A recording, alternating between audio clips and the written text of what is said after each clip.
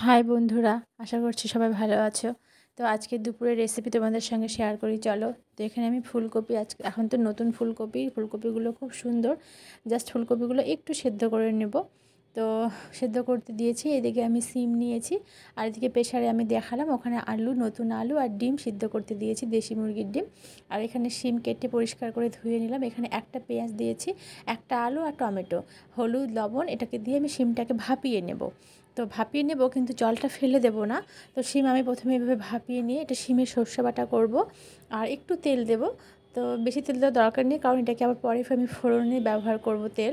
তো আমি একটু তেল দিলাম, দিয়ে একটু জল দিয়ে এটাকে সেদ্ধ বসিয়ে দেবো, এটা ভাপানো হোক। আর তার মধ্যে আমি মশলাগুলো রেডি করে নিই।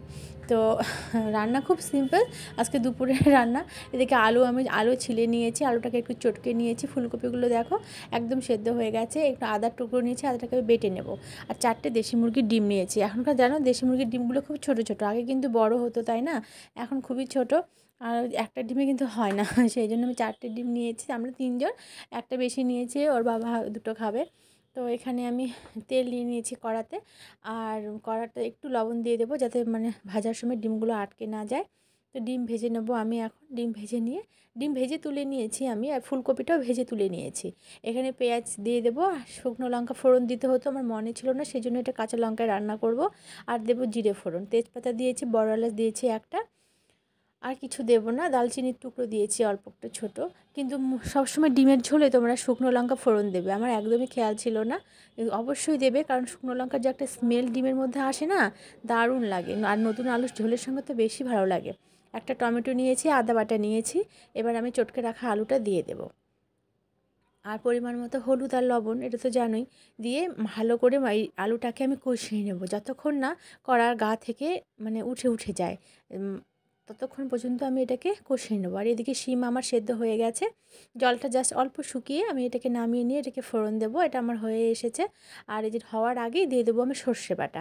সর্ষে বাটাটা কিন্তু প্রথমেই দেবে না, যখন তুমি শিমটাকে নামিয়ে নেবে তার মনে করো 2 মিনিট আগেই দিয়ে দেবে। তো আমি দিয়ে দিলাম, এখন আমি শিমটাকে নামিয়ে নেব। আর এখানে যে আমার আলুটা কষিয়ে নিচ্ছি আমি, কষানো কিন্তু আমার এখনও হয়নি। এটা যখন কষাতে কষাতে একদম মাখো মাখো হয়ে যাবে, আঠা আঠা ভাব চলে আসবে, কড়ার মধ্যে থেকে ছেড়ে দেবে। দেখো আঠালো ভাব হয়ে গেছে। আমি এখানে কাঁচা লঙ্কা দিয়ে দিয়েছি। রান্নাতে আমি আগেও বলেছি, আমি রান্নাতে সবসময় ভুলে যাই লঙ্কা দিতে, এটা আমার মানে কী বলবো, মুদ্রা দোষ। লঙ্কা আমি ভুলে যাই, পরে তখন আবার এদিক ওদিক করে দিই। তো এখানেও আজও তাই হয়েছিল, লঙ্কা ভুলে গিয়েছিলাম, এখনই দিলাম কাঁচা লঙ্কা। তোমরা অবশ্যই শুকনো লঙ্কা ইউজ করবে, আর যারা কাঁচা লঙ্কা খাও কাঁচা লঙ্কাই খাবে, অসুবিধে নেই। তো শুকনো লঙ্কা দিলে আলুর ঝোল সবসময় মানে টেস্ট আলাদা হয়। আর যে আমার শিমটা তখন বললাম যে হয়ে গেছিলো, তো আবার দেখি কেন যেন জল ছেড়ে দিয়েছে। তো তার জন্য আরেকটু করে নেব আমি, নিয়ে আমি এটাকে নামিয়ে নেব। আসলে সর্ষে বাটাটা দিলাম তো। আর আমার আলুটা ফুটে গেছে, আলু কষানোর পরে আমি জল দিয়ে দিয়েছিলাম, আলু ফুটে গেছে। এখানে আমি ডিম আর ফুলকপি দিয়ে দেবো, দিয়ে এটাকে একটু ঢাকা দিয়ে রান্না হতে দেবো, জাস্ট টমেটোটা সেদ্ধ হওয়া পর্যন্ত। তারপরে আমি নামিয়ে নিচ্ছি। তোমরা চাইলে ধনিয়া পাতাও দিতে পারো, আমি এখানে ইউজ করলাম না, কারণ নতুন আলুটা এইভাবে খেতে আমার ভালো লাগে, ধনেপাতার ফ্লেভারটা ভালো লাগে না। তো এখানে আমি রসুন মানে তেল নিয়ে নিয়েছি, তেলে দিয়ে দিয়েছি রসুন ফোড়ন, আর দেবো 5 ফোড়ন। শিমে এটা অবশ্যই দেবে, রসুন আর 5 ফোড়নটা অবশ্যই দেবে। যারা নিরামিষ খাবে তারা দেবে না। তো এবার আমি শিমটাকে মাখো মাখো করে নেব, গায়ে যেন এক ফোঁটা জল না লেগে থাকে, মানে বেশ ঝরঝরা করে নামিয়ে নেব। এদিকে ডিমের ঝোলও হয়ে গেছে, ডিমের ঝোলটা আমি এখন নামিয়ে নেব। নামানোর আগে একটু গরম মশলা দেবো। আর আমার মানে এই ছোট্ট একটু রান্না ছিল আজকে, জাস্ট দুটোই আইটেম করেছে, অন্য কিছু করিনি। রান্না করতে আমার রেগুলার একটাই বেজে যায়, তো সময় আর নেই, একটা বেজে গেছে অলরেডি। এখন আমি হটপটে ঢুকিয়ে রেখে দিলাম ঢাকা দিয়ে। শিমটা আমার হয়ে গেছে চচ্চড়ির মতো, একদম গায়ে লাগানো নেই, দেখো এই যে একদম নামিয়ে নিয়েছি। তো সবার কেমন লাগলো? টাটা, সবাই খুব ভালো থেকো।